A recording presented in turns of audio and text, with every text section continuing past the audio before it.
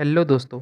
आज के इस वीडियो में हम मंकी पॉक्स डिजीज़ जो अब वर्ल्ड में सबसे ज़्यादा स्प्रेड हो रही है उसके बारे में डिटेल इन्फॉर्मेशन लेंगे। तो अगर वीडियो में दी गई जानकारी आपके किसी भी काम आए तो चैनल को सब्सक्राइब ज़रूर करें। तो आइए शुरू करते हैं। मंकी पॉक्स क्या है इससे। मंकी पॉक्स यह एक वायरस से कॉज होने वाला एक रेयर डिजीज़ है। इसमें हमें fever, swollen lymph node, rash देखने को मिलते हैं और ये रैश के कारण चेहरे और हाथ पैर के ऊपर लीजन्स फॉर्म होते हैं। मंकी पॉक्स एक जूनोटिक डिजीज़ है, यानी ये जानवर से इंसान या इंसान से जानवर में, बल्कि अब इंसान से इंसान में भी स्प्रेड हो सकता है। अगर हम मंकी पॉक्स के कॉजेज देखें तो यह डिजीज मंकी पॉक्स वायरस से कॉज होता है। यह वायरस ऑर्थोपॉक्स वायरस जीनस यानी फैमिली से बिलोंग करता है और यही फैमिली स्मॉल पॉक्स भी कॉज करती है। 1958 में सबसे पहले यह डिजीज डिस्कवर हुई थी और उस आउटब्रेक में से 2 मंकी को रिसर्च के लिए लिया था, इसलिए उसे मंकी पॉक्स नाम दिया गया। अब दोस्तों आगे बढ़ते हैं मंकी पॉक्स के सिम्टम्स की ओर, क्योंकि जैसे हमने पहले देखा मंकी पॉक्स और स्मॉल पॉक्स सेम वायरस के फैमिली से बिलोंग करते हैं, इसलिए इनके सिम्टम्स भी सेम होते हैं। पर मंकी पॉक्स के सिम्टम्स स्मॉल पॉक्स के मुकाबले माइल्डर यानी थोड़े हल्के होते हैं। मंकी पॉक्स के कांटेक्ट में आने के बाद 5 से 21 दिन लग सकते हैं पहला सिम्टम्स आने में। वही कई लोगों में ये सिम्टम्स 7 से 14 दिन के बाद भी देखे गए हैं।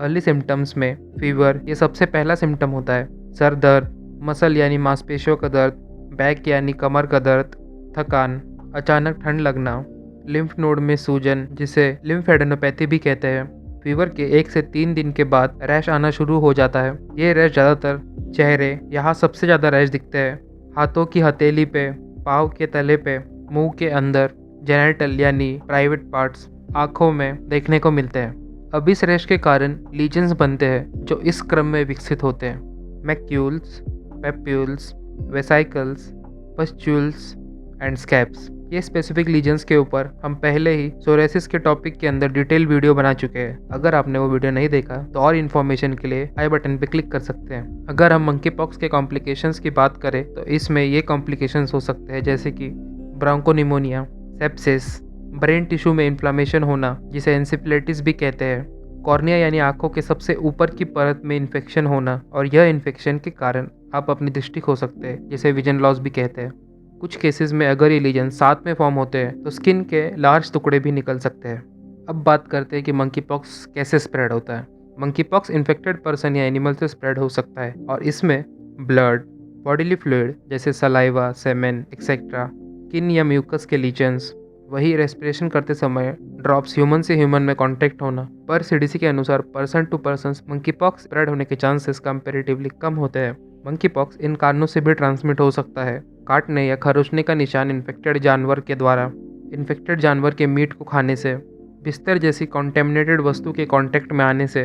मंकी पॉक्स के रिस्क फैक्टर्स, अगर पेशेंट सीवियर है तो उसके मरने के चांसेस बढ़ जाते हैं। इन सीवियर केसेस के रिस्क फैक्टर में यंग यानी कि एज कम होना, वायरस से ज़्यादा समय तक कांटेक्ट में रहना, कमज़ोर इम्यून सिस्टम होना, कॉम्प्लिकेशंस बढ़ना एक्सेट्रा देखा जा सकता है। अब देखते हैं मंकी पॉक्स के प्रिवेंशंस। अगर हमें अपने आप को और हमारी फैमिली को मंकी पॉक्स से प्रिवेंट करना है तो कुछ चीज़ों का ध्यान रखना ज़रूरी है, जैसे कि skin to skin contact avoid करना जिन्हें पहले से रैश है, इन्फेक्टेड मंकी पॉक्स पर्सन के रैश या स्कैब्स को टच ना करना, इन्फेक्टेड पर्सन के यूटेंसिल्स यानी बर्तन या कप्स को यूज़ नहीं करना। मंकी पॉक्स के डायग्नोसिस, मंकी पॉक्स के डायग्नोसिस में डॉक्टर मेडिकल हिस्ट्री लेते हैं, यानी पेशेंट कहाँ ट्रैवल किया, ताकि डॉक्टर ये अंदाज़ा लगा सके पेशेंट को रिस्क कितना है। लैब टेस्ट भी करते हैं, इसमें लीजन्स या ड्राई स्कैब से फ्लूइड टेस्टिंग की जाती है। इन सैंपल को पीसीआर से वायरस के लिए चेक करते हैं।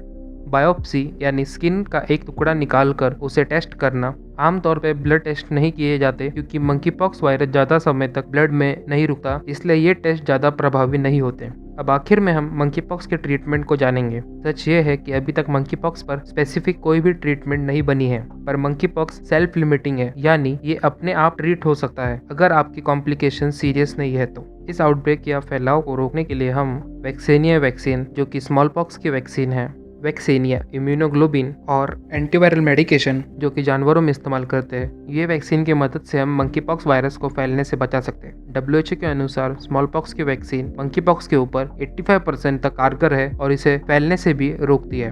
अगर आपको बचपन में स्मॉल पॉक्स की वैक्सीन लगी थी और आप अब मंकी पॉक्स के कांटेक्ट में आते हैं तो आपको हल्के हल्के ही सिम्टम्स आएंगे। तो दोस्तों ये थी मंकी पॉक्स की जानकारी। इसमें हमने व्हाट इज़ मंकी पॉक्स के कॉजेस, इसके सिम्टम्स, इसके complications, how it spreads, risk factors, prevention, diagnosis and treatment को डिस्कस किया। तो अगर आपको ये वीडियो पसंद आया तो इसे लाइक करिए, और अगर आपको ये वीडियो हेल्पफुल लगा तो कमेंट में हमें ज़रूर बताइए। See you in the next video. Thank you.